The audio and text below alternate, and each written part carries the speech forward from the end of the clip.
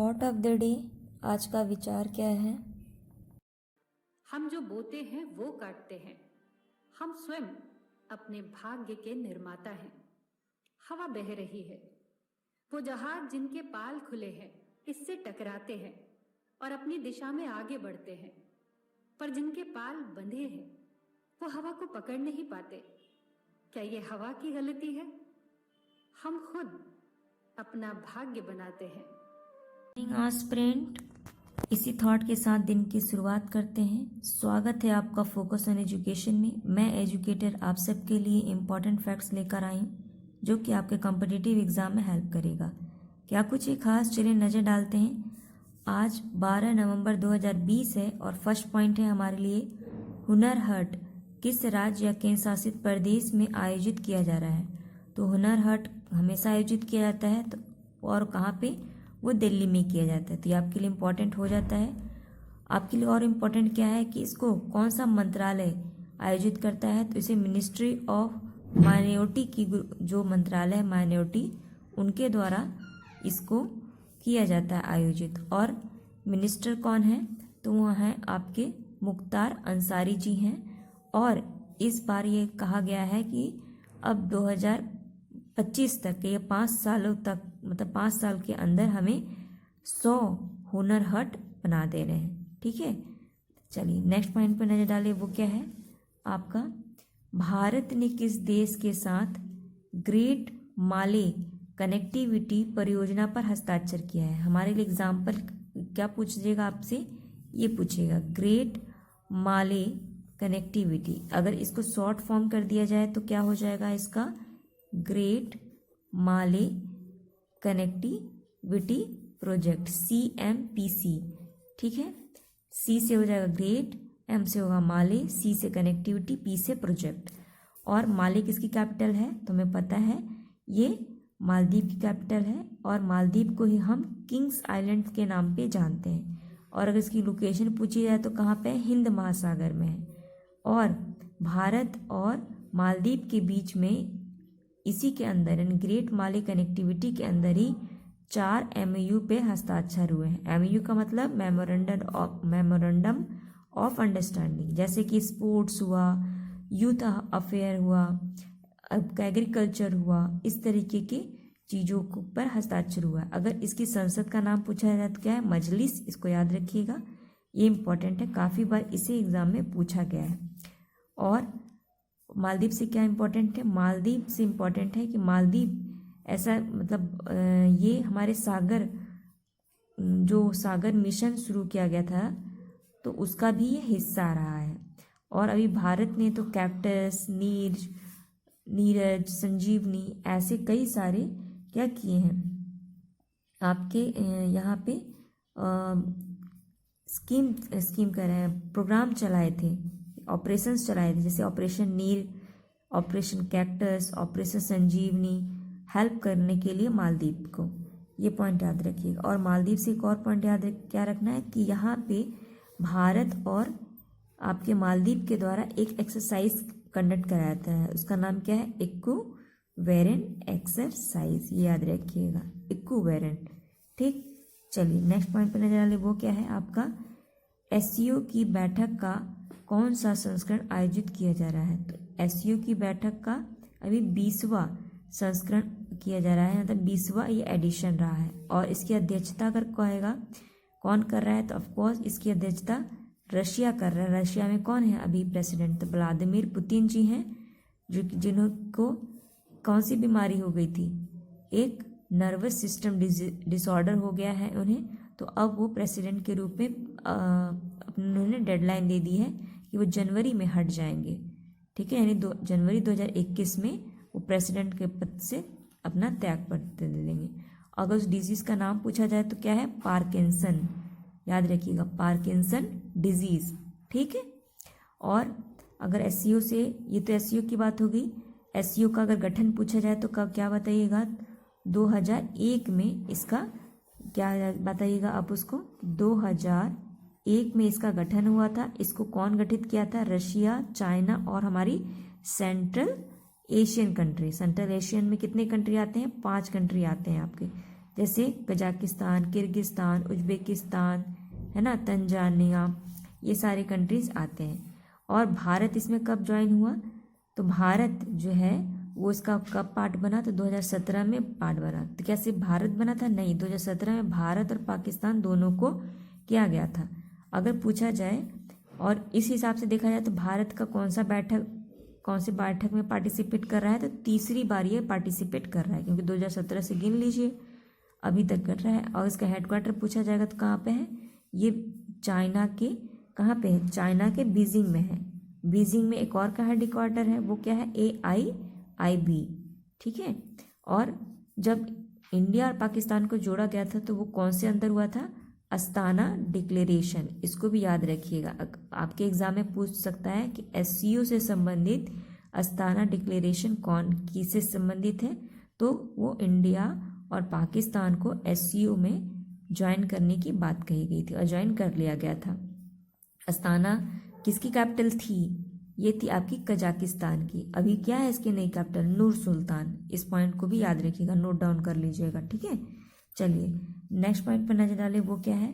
ये है आपका अंतर्राष्ट्रीय राजकीय प्रवासी नीति सूचकांक में किस राज्य सबसे ऊपर रहा है? मतलब आपकी एक इंडेक्स निकाली गई, क्या है? अंतरराज्य प्रवासी नीति सूचकांक, जैसे कि हम कहते हैं इंटर स्टेट प्रवासी को माइग्रेशन, ठीक है, माइग्रेशन। और इसमें कौन टॉप पर रहा है सबसे? तो ये केरल, मतलब सबसे अच्छा जो प्रवासी आए लोग अलग अलग जगह से, तो सबसे अच्छा सुविधाएं किसने प्रोवाइड की? तो केरल ने प्रोवाइड की। उसके बाद गोवा ने, फिर आपके राजस्थान ने। तो ये टॉप 3 याद रखिएगा।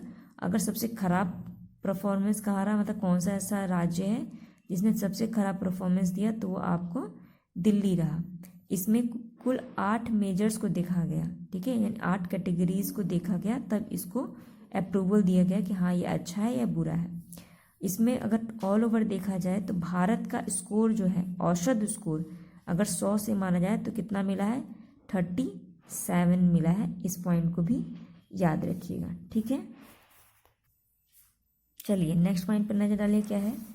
प्रधानमंत्री नरेंद्र मोदी जी ने किस संस्था में स्वामी विवेकानंद की प्रतिमा का अनावरण किया है? मतलब उसका उद्घाटन किया है।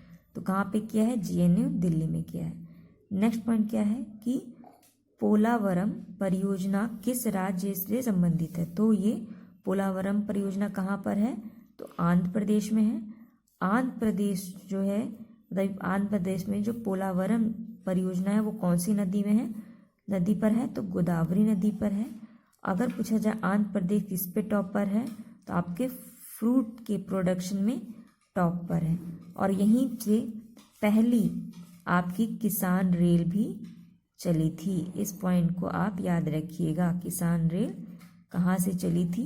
तो आपको पता होना चाहिए, आंध्र प्रदेश से चलाई गई थी। कहाँ वाली? साउथ वाली, ठीक है। ऑल ओवर भारत की पूछी जाएगी तो वो आप दानापुर और आप मुंबई बता दोगे, महाराष्ट्र, पुणे, ठीक है। चलिए नेक्स्ट पॉइंट पर नजर डालें, वो क्या है?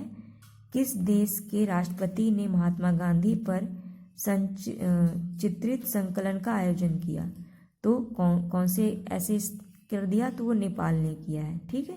नेपाल से हमें याद रखना है क्या कि नेपाल जो है वो भारत की जितनी भी आपकी प्राइवेट जो या निजी समाचार पत्र जो न्यूज़ थे चैनल, उन सब पर प्रतिबंध लगा दिया था, सिर्फ दूरदर्शन को छोड़कर।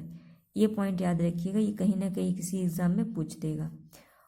और नेपाल ने तो भाई हम देखे थे कि उन्होंने अपना नया मैप जारी किया जिसमें कि भारत के 3 स्थानों को दिखा दिया, ठीक है। ये भी पॉइंट याद रखिएगा। चलिए नेक्स्ट पॉइंट इंपॉर्टेंट है, वो बताइए। अंतर्राष्ट्रीय पक्षी महोत्सव यानी इंटरनेशनल बर्ड फेस्टिवल 2021 में किस राज्य या केंद्र शासित प्रदेश में आयोजित किया जाएगा? तो ये इंपॉर्टेंट है, ये यूपी के गोरखपुर में आयोजित किया जा रहा है इस बार, ठीक है। और अगर पूछा जाए आउल फेस्टिवल कहाँ पे किया गया या कहाँ पर किया जाता है, तो महाराष्ट्र पुणे में किया जाता है। इसी तरह काइट फेस्टिवल होता है और हॉट ब्लू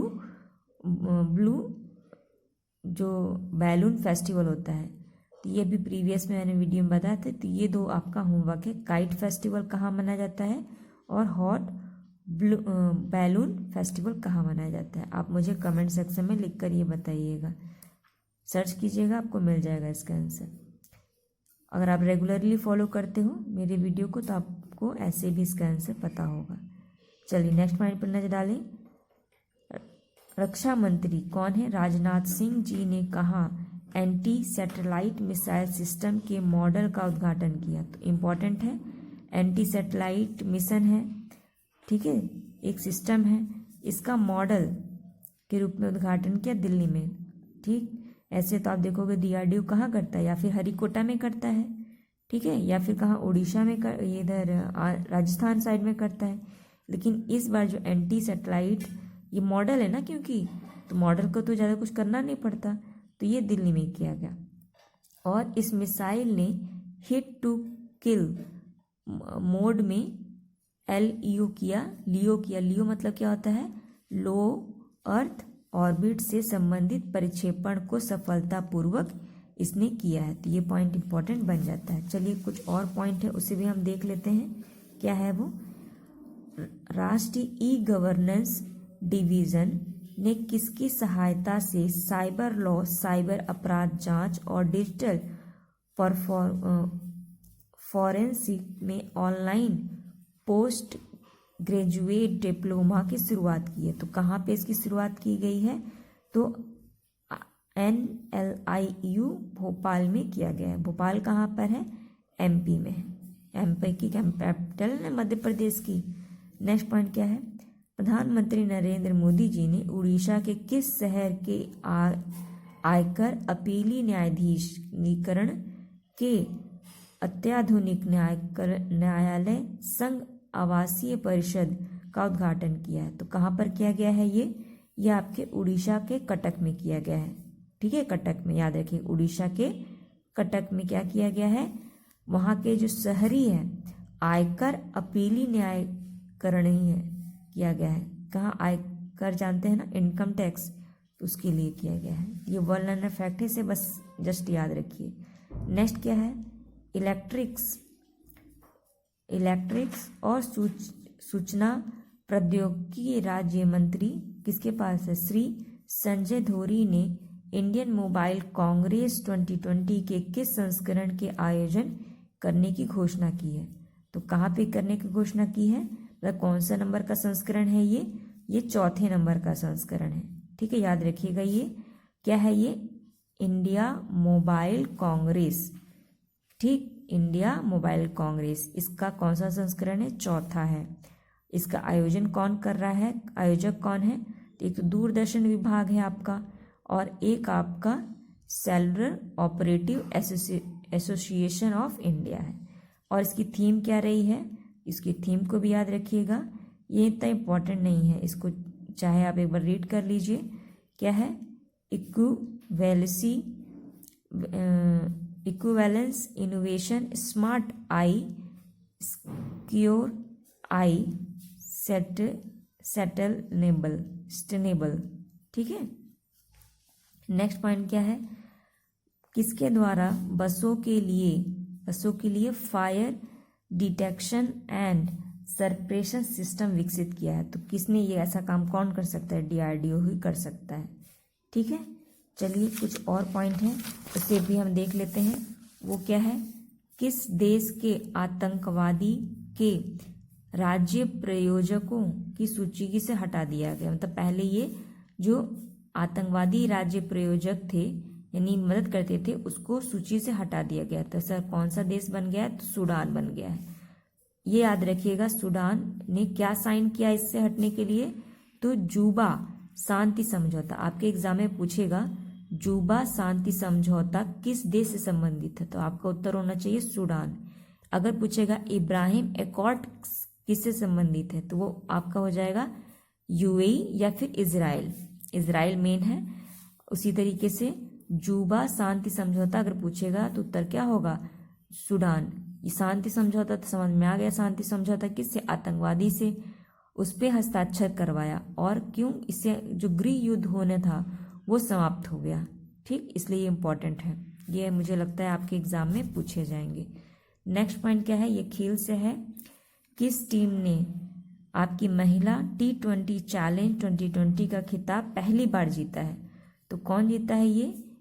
ट्रेल वेल्जर्स ने जीता है, टेल वेल्जर्स ने जीता है। किसे हराया? तो सुपर नोवाज को हराया है, जो कि 2018 में भी और 2019 में भी इन्होंने जीता था इस चैलेंज को।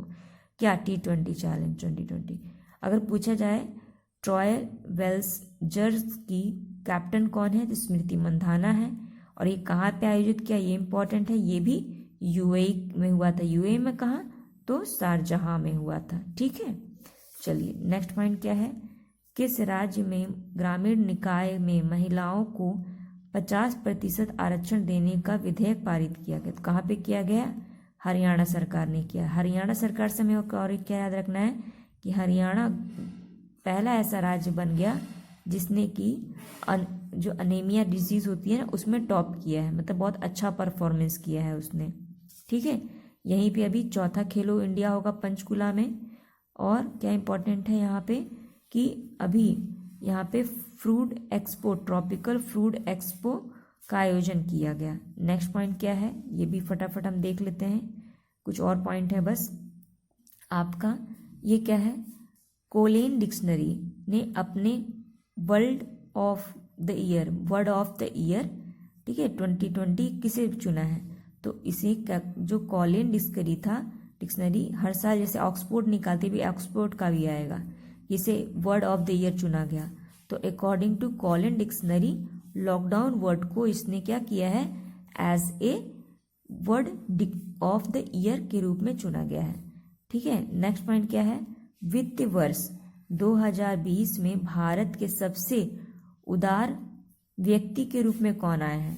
तो इस बार अजीम प्रेम जी आए हैं। अजीम प्रेम जी कौन है? तो विप्रो के ये चेयरमैन है, इस पॉइंट को याद रखिएगा। नेक्स्ट पॉइंट क्या है, 13वां अर्बन मोबिलिटी इंडेक्स सम्मेलन 2020 का उद्घाटन किसने किया है? तो आपको कौन क्या है, हरदीप सिंह पुरी जी ने किया। एक तो ये पॉइंट है।